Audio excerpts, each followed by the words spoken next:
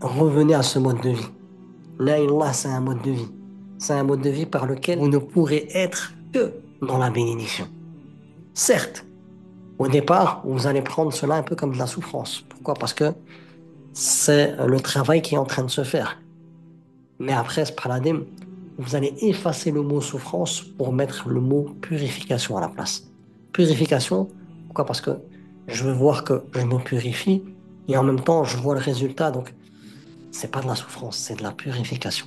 À l'image, comme je dis, quelqu'un qui fait du sport pour perdre du poids, etc., pour lutter contre les maladies du corps, etc., et qui voit un résultat, qui n'a plus le diabète, qui n'a plus un taux de cholestérol élevé, etc., qui a perdu les mauvaises graisses, etc., et il voit qu'il respire bien, qu'il dort bien, etc. Donc, pour lui, ce sport, c'est plus de la souffrance, c'est de la purification.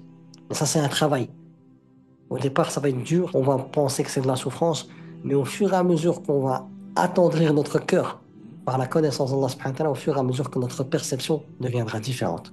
Donc là, j'ai vraiment résumé, j'ai résumé. La ilaha illallah est égal mode de vie. Et ce mode de vie, c'est juste deux choses. C'est Iyaka na'budu wa Iyaka nasta'in. C'est Rabbi, je me soumets à toi dans tous les domaines. Je ne recherche que toi. Et je recherche l'assistance qu'auprès de toi. Et je me conforme à tout ce que tu m'as dit. Dans tous mes besoins, dans tous mes désirs, dans toutes mes épreuves. Certes, ya Allah, c'est très très dur, mais en recherchant ton assistance, tu me garantis que je pourrai le faire.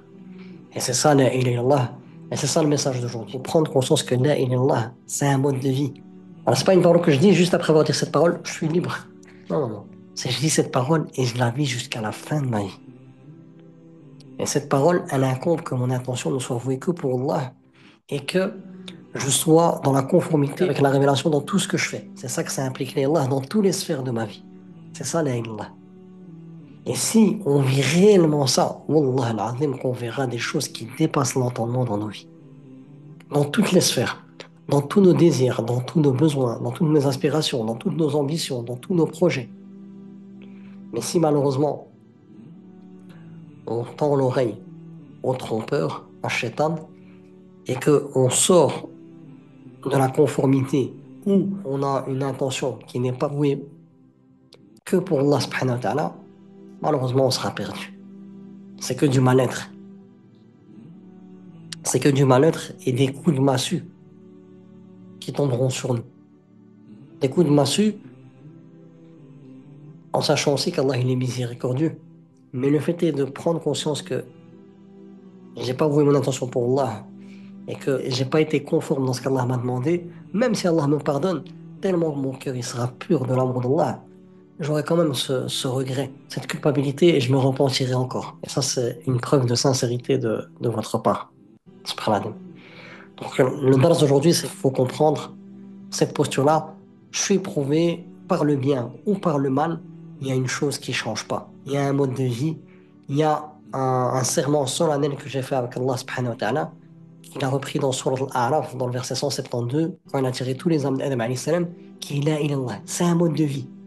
Et la ilallah, ça signifie quoi? Ce mode de vie, c'est juste deux choses. Vouer son attention que pour Allah, ne rechercher qu'Allah subhanahu wa ta'ala, et dans tout ce que je fais, je suis conforme à ce qu'Allah attend de moi. C'est juste ça. Dans toutes les sphères de ma vie. Je fais juste ça, après j'ai accès à un paradis ici sur Terre et à un paradis dans l'au-delà qui dépasse l'entendement, que nul œil n'a vu, nulle personne n'a pu imaginer, etc. Et éternellement dans des circonstances parfaites, avec tous les êtres que j'ai pu perdre dans ma vie, etc. Mais là-bas, comme j'ai pu les aimer, dans le cadre d'Allah, eh ben, alhamdoulilah, je serai avec eux éternellement dans des circonstances parfaites, sans jamais me séparer d'eux.